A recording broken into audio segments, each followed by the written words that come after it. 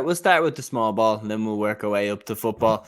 We're going to start, as I said, in our area, best expertise, the Dublin Senior Hurling Championship final. And this is definitely my best bit of expertise anyway, given that I've been working with Dublin behind the scenes. I've seen the championship from day one.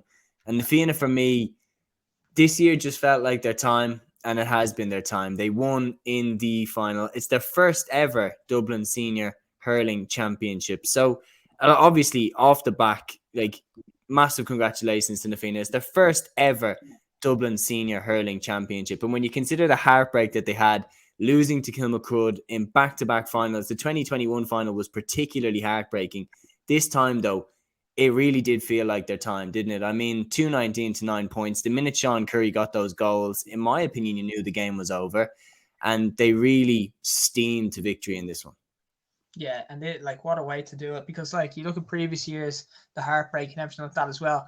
I think you said it on the preview show, is that you said that Na Fianna were either going to blitz Boden, or if it was a tight game, then you might be saying that Boden can be in as well. Well, anyway, you were spot on with that anyway, in the sense that Na Fianna absolutely blitzed them, and like, this wasn't even like this. This wasn't a game from very early on. I'd say for about 20 minutes. I think this was kind of done, but it was just a ruthless performance. And and look, we again said on the preview show as well, the fact they've done this without Donald Burke, and they've probably played their best stuff without having Donald Burke now as well. And it's just that they're this year they did look to be at the next level, and as the championship went on, they just seem to be getting better and better for each round. And like, we'll get into the individual part of the game in a minute, but I think they'll be looking at it with the Ballyhill result, the other thing as well. Like, they're probably thinking all of a sudden now that they can give Leinster a good old stab as well here too. So look, just really, really good performance from them. And what happened to Bowden? Like, why did they just not turn up? Because they never got going. And you're looking at it thinking, Na Fianna also missed a penalty. Like, Colin Curry missed a penalty when Na Fianna were 5 points to 2 up, I believe it was at that stage. Conor O'Donoghue makes an amazing save from Colin Curry from the penalty. And you're thinking, I mean, there's your shot in the arm. Wake up. And they just never got going.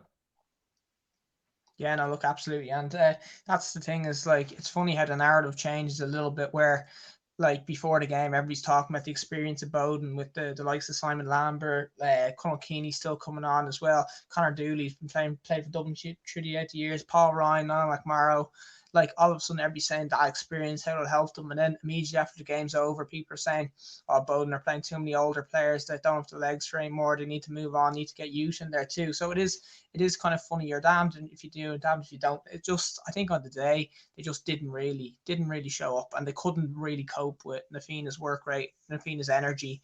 And like, that was the thing, was they just didn't really seem to have any answer at all for what Na Fianna had up front. And like, you look at the last day out, AJ Murphy with 3-3 in the semi-final, and like, Shane Barrett had a good game that day as well, whereas the Currys were a little bit quieter that day. And then look, yesterday, the two Currys were absolutely unmarkable as well, particularly Sean Curry, who, like, you look at, when it comes to club players, like, he's as good as there is. And geez, you're looking at that thinking, you'd love to see that form produced at Intercounty, because what, 2-5 yesterday, and then, you know, previously the previous final against Kilmacud, where he hit 8 points. Like, his performances in Dublin County finals have just been insane. So yeah, no, look, I think the Na Fianna full forward line, absolutely electric and just really unmarkable, and Bowden just couldn't get the grips with them at all. Yeah, no, they definitely couldn't. They look like a deer in the headlights, to be honest. Like, if you were to tell me one team is going for their first ever championship and one is hurling royalty in Dublin, like, you'd say that Na Fianna were definitely that. I mean, Bowden looked like they'd never been in the final before and didn't know, and let the occasion get to them. And that much experience on the field, you'd have to question what went wrong. And look, I do agree with you that I wouldn't just point at it and say, oh, it's, you know, the legs are gone, etc., because they were good enough to get here. They were good enough to beat Vincent's. They were good enough to get out of the group. They were good enough to, you know, win their quarter final against Coola. They're still a good side.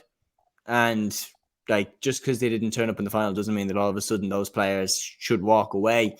But they definitely need to sit down and look at the drawing board, because while, yes, they are on the older side, Na Fianna are, the majority of their team is in their early 20s. So I was saying this on the preview show as well. I actually think that now that Na Fianna have got that off their back and they've got that pressure of winning a Dublin title off their back.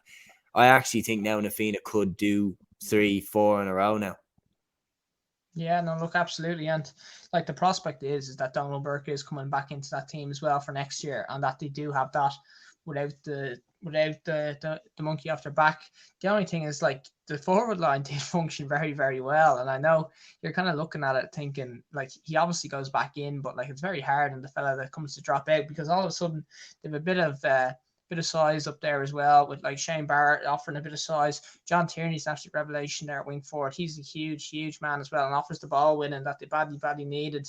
Then you've the two Currys, and you've got AJ Murphy, and then Paul Stacey had a good old championship as well in there too. So like Donald Burke will come in for one of them as well.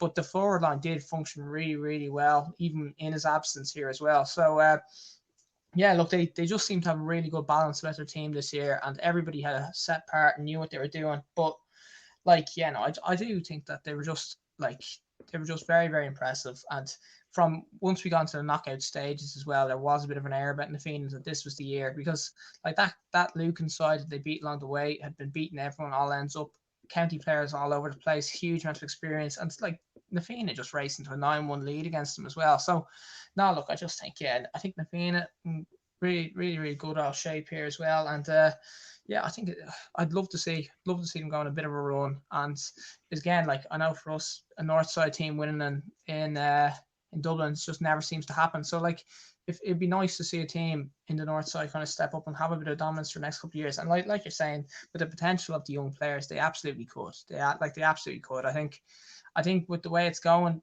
Bowden will probably lose a few of those older lads in the next couple of years, and it does look like Na Fianna and Kilmacud are the two young sides going forward in the next couple of years as well. They do have the age profile, and I would say Lucan do have some really good young players in there too as well. So like I think they'll be the three that will be competing over the next couple of years.